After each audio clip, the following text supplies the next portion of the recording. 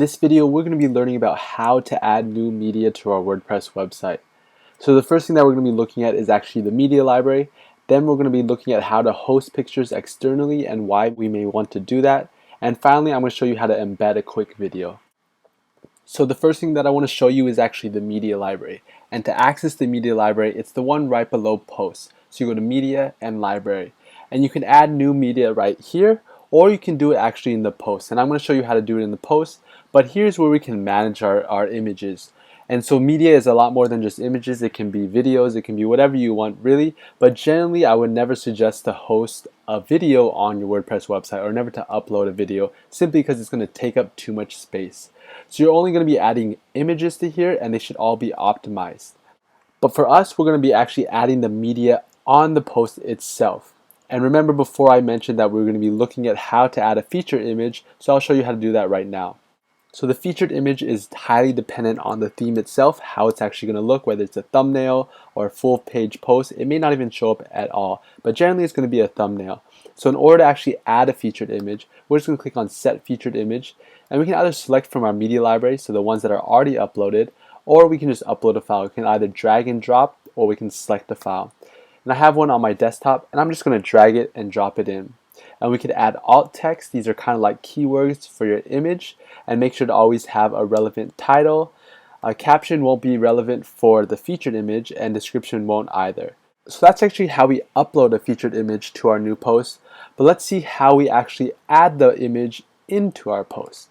So what we're going to do is we're going to add it right there. So at the very end of our content, we want to add the same image, right? So we're going to go into Add Media, and we're just going to select the image. And we can add some type of basic alt text that describes generally either what the image is or linking back to the main title as a whole, probably for SEO benefit, right? So you can just put technology review, whatever it is that we want to do. We would put a caption if we want to add a caption, a description. So the difference between a caption and description is the description is just for the image itself. If they were to view the image itself, the caption actually will show underneath the image on the post. So let's actually see what that's going to look like. So we'll just add some dummy text. This is a caption, and we'll see what it looks like actually on our post. These are different options where we can align the image. We can either have it left, center, or none. We'll just put it as the center. So the link to option is where the user will actually go to if they were to click on the image. Media file looks something like this, where it's just the image all by itself. The attachment page looks something like this, where it's just the image with the theme as well.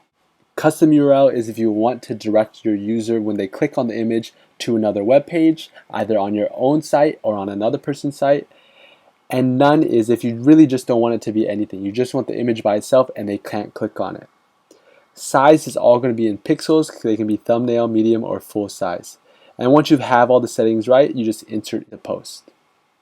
And when we refresh our post, it's going to look something like this, where we have our featured image up here, and then we have our captioned image down below. And as you can see, this is what the caption looks like. And it's going to look very different depending on the theme that you actually have.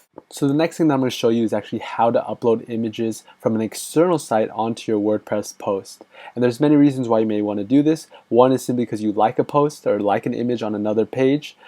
Alternatively though is if you have sites like Flickr where you can upload and store all your images there to save hard drive space. So in order to do that, all we're going to do is find some type of embed code, and it's going to be an HTML embed code.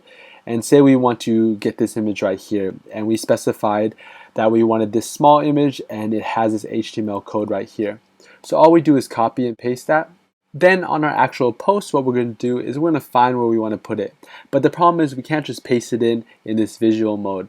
We have to change it over to text because this is now in HTML. And we find where we wanted to put it, and we just paste it in. And you can specify whether or not you want it in the center, in the left, right, things like that. And you just update it. So when we refresh our website, we'll see that the image has successfully been posted onto our new post. And we can obviously just change a couple settings here and there if we want it to be bigger, smaller, whatever. The last thing that I'm going to show you is actually how to embed a YouTube video onto your new post. And it's very similar to what we did with Flickr, but I just want to show you because it's fairly common occurrence that you'll need to embed a video onto your website. So you're just going to go into Share, and you're going to find an embed code. And here you can check the video size that you want. Say you want a bigger one or a smaller one.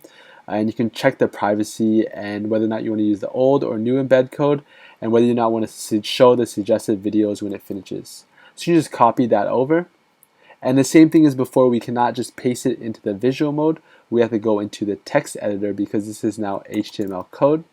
And we'll just paste it in and update it.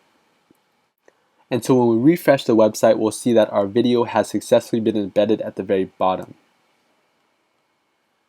And now you can imagine that this text editor, if we can embed these YouTube videos, we can embed these images, you literally can embed anything that has an HTML code. For example, a lot of third-party buttons or tools can definitely be embedded into our WordPress posts, and that's what makes this very, very useful.